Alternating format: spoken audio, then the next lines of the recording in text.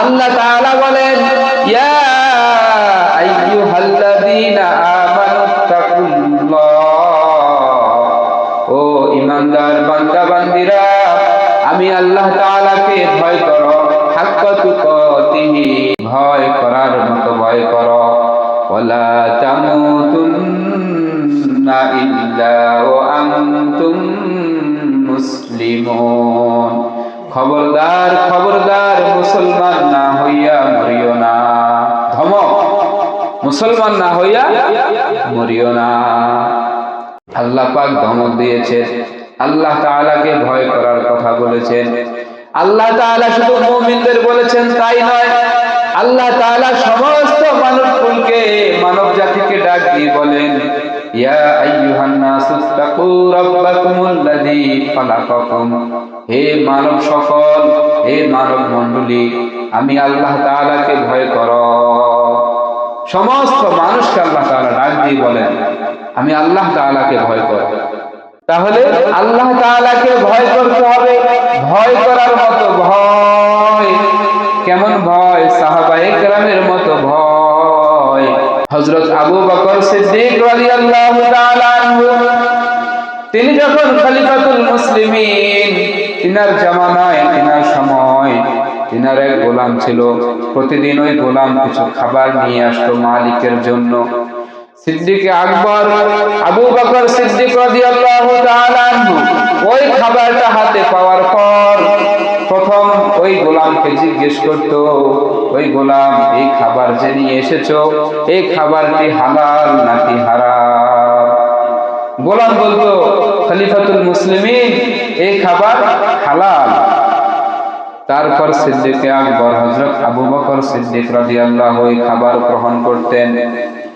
এমন ভাবে একদিন গোলাম কিছু খাবার নিয়ে আসে, খাবার নিয়ে এসে সিদ্দিক আকবরের দরবারে রেখে দেয়। ওই গোলাম কোথায় যেন চলে যায়। সিদ্দিক আকবর সফর থেকে এসে অনেক ক্লান্ত, খুবই ক্ষুধার্ত ছিল। খাবার দেখে সাহাবীদেরকে জিজ্ঞেস করলো, সাথীদেরকে জিজ্ঞেস করলো, এই খাবার কে রেখেছে? বলে, হুজুর, এই খাবার আপনার গোলাম রেখে গিয়েছে। তিনি ভাবলেন, প্রতিদিন তো আমার গোলাম আমার জন্য হালাল খাবার নিয়ে আসে, কখনো তো হারাম খাবার নিয়ে আসে নাই। আজকে যেহেতু এই খাবার এনে রেখেছে, হতে পারে এই খাবারটাও হালাল। এই বলে তিনি ওই খাবারটা গ্রহণ করলেন। খাবার গ্রহণ করা এখনো শেষ হয় নাই, খাবার গ্রহণ করা এখনো শেষ হয় নাই।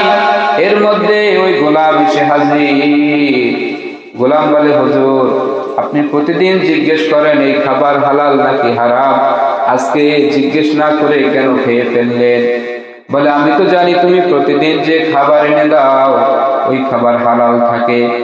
বলে, হুজুর, আজকে যে খাবার এনেছি এই খাবার হালাল নাকি হারাম আমার জানা নেই। খলিফাতুল মুসলিমিন, তিনার মুহূর্তের মধ্যে অবস্থার পরিবর্তন হয়ে গেল, চোখ লাল হয়ে গেল। বললেন, কি বলো? বলে, হুজুর, আমি যখন বিধর্মী ছিলাম, আমি যখন কাফের ছিলাম, আমি তখন মন্ত্র পড়ে কুফরি করে আমি কিছু লোকের উপকার করেছিলাম। ওই লোকগুলোর উপকার করার কারণে আজকে তাদের সাথে আমার দেখা হয়েছিল। দেখা হওয়ার পর তারা আমাকে হাদিয়া স্বরূপ এই খাবারটুকু দিয়েছে। সিদ্দিক আকবর বেহুশ হয়ে গেলেন, মুহূর্তের মধ্যে জ্ঞান হারিয়ে ফেললেন। লোকেরা মাথায় পানি দিল, তার জ্ঞান ফিরে আসলো। জ্ঞান ফিরে আসার পর এবার সাহাবীদেরকে বলে, আমি তো হারাম খেয়ে ফেললাম। আল্লাহ রাসূল বলেছেন, লা ইয়াদখুলুল জান্নাতা জাসাদুন গুদিয়া বিল হারাম।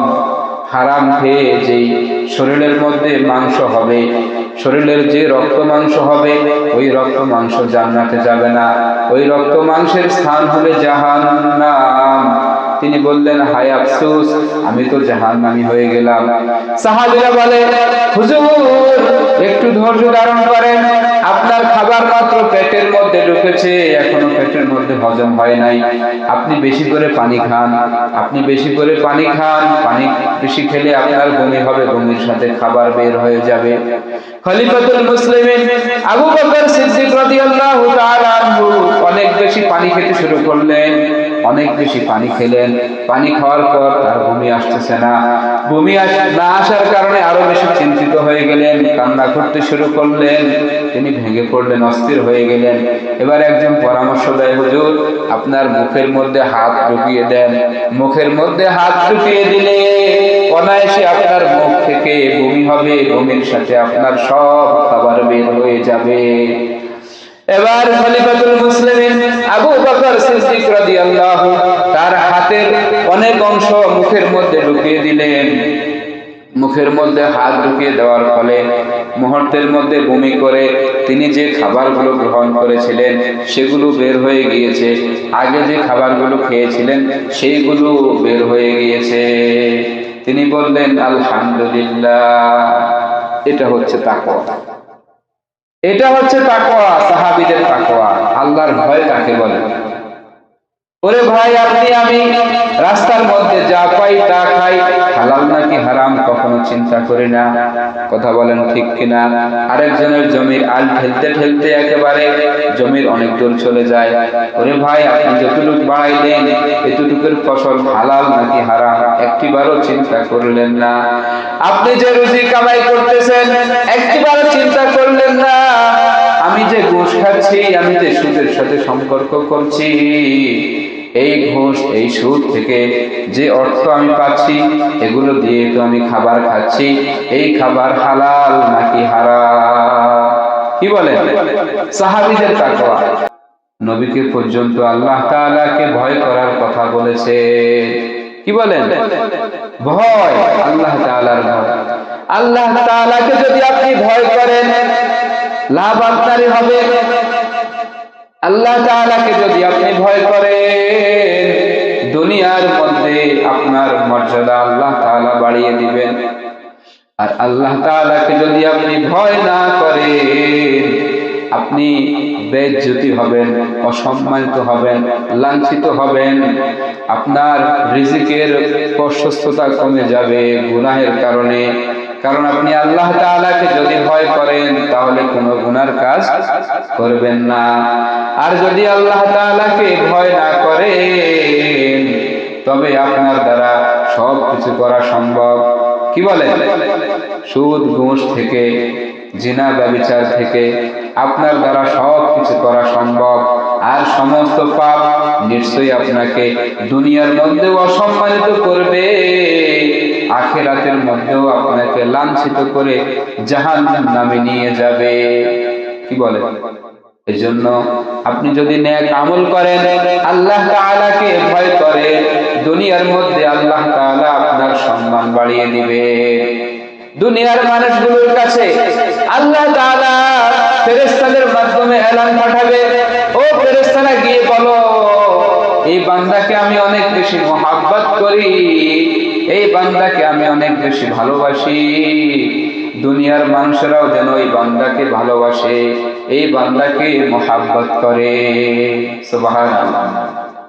আর যদি আপনি আল্লাহ তাআলার ভয় অন্তরের মধ্যে না রাখেন তবে আপনার দ্বারা সমস্ত গুনাহের কাজ হয়ে যাবে, আপনার দ্বারা সমস্ত গুনাহের কাজ হয়ে যাবে। ওরে ভাই, আল্লাহ তাআলাকে ভয় করার মানে হচ্ছে সমস্ত গুনাহের কাজ থেকে নিজেকে বাঁচায়া রাখা, সমস্ত গুনাহের কাজ থেকে নিজেকে বাঁচায়া রাখা। শুধু তাই নয়, আল্লাহ তাআলাকে ভয় করার আরেক অর্থ হচ্ছে আল্লাহ তাআলার যে হুকুমগুলো রয়েছে সেই হুকুমগুলো যথাযথভাবে পালন করা।